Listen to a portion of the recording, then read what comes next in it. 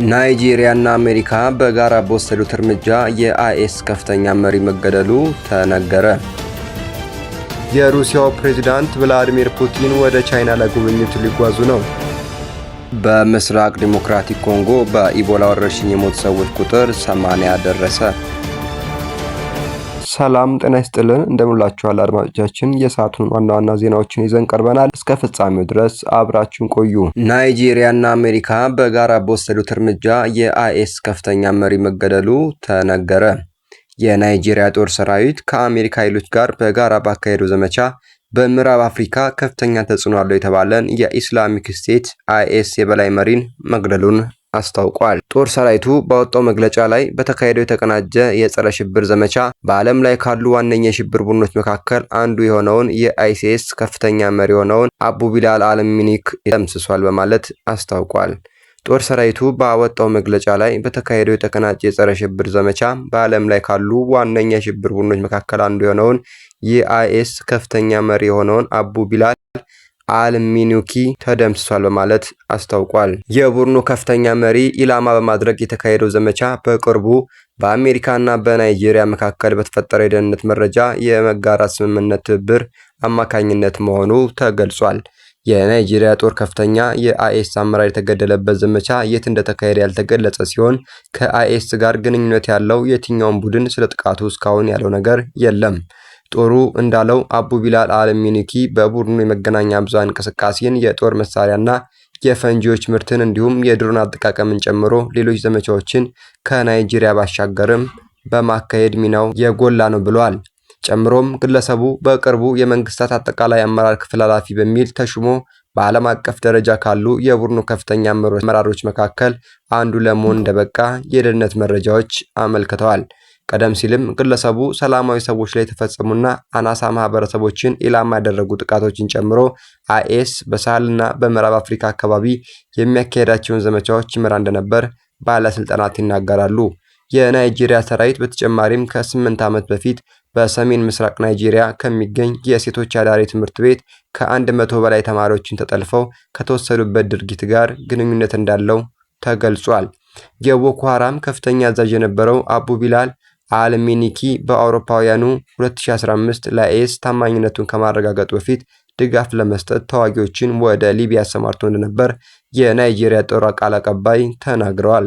የአይኤስ ከፍተኛ መሪ መገደሉ በምዕራብ አፍሪካ አካባቢዎች ባለው የቡድኑ እንቅስቃሴ ላይ ከፍተኛ ተጽዕኖ ይኖራል የተባለ ሲሆን አሜሪካም ከናይጄሪያ ጋር በመተባበር በቀጠናው ዘመቻዎችን ለማካሄድ ከ200 በላይ ወታደሮቿን ወደ ናይጄሪያ አሰማርታለች። የሩሲያው ፕሬዝዳንት ቭላዲሚር ፑቲን ወደ ቻይና ለጉብኝት ሊጓዙ ነው። ፕሬዝዳንት ቭላዲሚር ፑቲን በሚቀጥለው ሳምንት ወደ ቻይና ለይፋዊ የሥራ ጉብኝት እንደሚጓዙ ተገለጸ።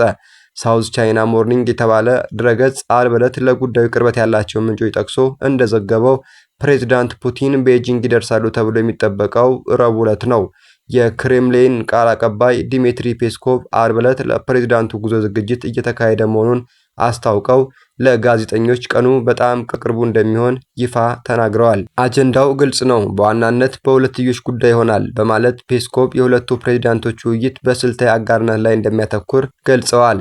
ቃል አቀባዩም አክለውም ፑቲን ከቻይናው ፕሬዝዳንት ዢ ጂንፒንግ ጋር በትራምፕ ጉብኝት ወቅት ስለተነሱ ጉዳዮች እንደሚወያዩም ገልጸዋል። ቻይና በምንሄድበት ወቅት ራሳችንን መረጃውን ለማግኘት ተስፋ እናደርጋለን ብለዋል። ትራምፕ ለ2 ቀናት በቤጂንግ ያደረጉትን ይፋዊ ጉብኝት አጠናቀው ወደ ዋሽንግተን ዓርብ ዕለት መመለሳቸው የሚታወቅ ነው። በምስራቅ ዲሞክራቲክ ኮንጎ በኢቦላ ወረርሽኝ የሞቱ ሰዎች ቁጥር 80 ደረሰ። የአፍሪካ በሽታ መቆጣጠርና መከላከያ አፍሪካ ሲዲሲ በዲሞክራቲክ ሪፐብሊክ ኮንጎ ምስራቃዊ ኢቱሪ ግዛት በተከሰተው የኢቦላ ወረርሽኝ የሞቱ ሰዎች ቁጥር 80 መድረሱን ገልጿል። እስካሁን ድረስ ወርቅ በሚወጣባቸው የሞንጎዋሉና የሩዋምፓራ ግዛቶች 246 ሰዎች በቫይረሱ ሲያዙ 80 ሰዎች ደግሞ መሞታቸውን የአፍሪካ ሲዲሲ አስታውቋል። የኡጋንዳ ባለስልጣናት ዓርብ ዕለት ወደ ሀገራቸው ከኮንጎ ተሻግሮ የገባ አንድ በቫይረስ የተያዘ ግለሰብ ማግኘታቸውንም ይፋ አድርገዋል። የኡጋንዳ ጤና ሚኒስቴር የ59 ዓመቱ ግለሰብ ቫይረሱ እንዳለበት ከተረጋገጠ በኋላ ሐሙስ ዕለት መሞቱን አስታውቀዋል። ኢቦላ በቫይረስ ከተያዘው ሰው ከመነሳት በሚወጣ በጣም አነስተኛ መጠን ባለው ፈሳሽ ሳይቀር በመተላለፉና ያልተለመዱ ምልክቶች ስላሉት ችግሩን ከቁጥጥር ውጪ ያደርገዋል። ቫይረሱ ለመጀመሪያ ጊዜ በተመራማሪዎች የተገኘው እንደ አውሮፓውያኑ አቆጣጠር በ1976 አሁን ዲሞክራቲክ ሪፐብሊክ ኮንጎ በመባል በሚታወቀው የቀድሞ ዛይር ውስጥ በሚገኝ አንድ መንደር ውስጥ ነው። ለቫይረሱ ኢቦላ የሚል ስያሜ የሰጡበት በአካባቢው ከሚገኘው ኢቦላ ከተባለ ወንዝ በመነሳቱ ነው። በ1970ዎቹ ውስጥ ብቻ ዛይርና ሱዳን ውስጥ ቫይረሱ ለ3 ጊዜያት ተቀስቅሷል። ሆኖም ከዚህ በኋላ ቫይረሱ እንደ ኢሮፓያን አቆጣጠር እስከ 1994 ድረስ ሳይታይ ቆይቷል። ጉዳዩ ኢቦላ ውስጣዊ ደም መፍሰስን የሚያስከትል ተላላፊ በሽታ መሆኑ ነው። በሽታው የሰውነት ፈሳሽና የአካል ንክኪን ምክንያት አድርጎ በፍጥነት ይሰራጫል። ጉንፋን መሳይ ቀዳሚ ምልክቶቹ አንዳንዴ ላይጤኑም ይችላሉ። የጡንቻ ህመም፣ ራስ ምታት፣ የጉሮሮ መቁሰል፣ ትኩሳት የመጀመሪያ ምልክቶቹ ሲሆኑ ማስመለስ፣ ተቅማጥ፣ ሽፍታና መድማት ተከትለው የሚመጡ መሆናቸውን ባለሙያዎች ይናገራሉ። የዓለም ጤና ድርጅት መረጃ እንደሚያሳየው በቫይረሱ የተያዙ ሰዎች ግማሽ ያሉ እንደሚሞቱ ተገልጿል። አድማጮቻችን ለሰዓቱ ያዝናቸው ዜናዎችን እነዚህን ይመስሉ ነበር። ቻናላችንን ሰብስክራይብ፣ ላይክ፣ ሼር በማድረግ አበረታቱን። ሰናይ ጊዜ ተመኘን።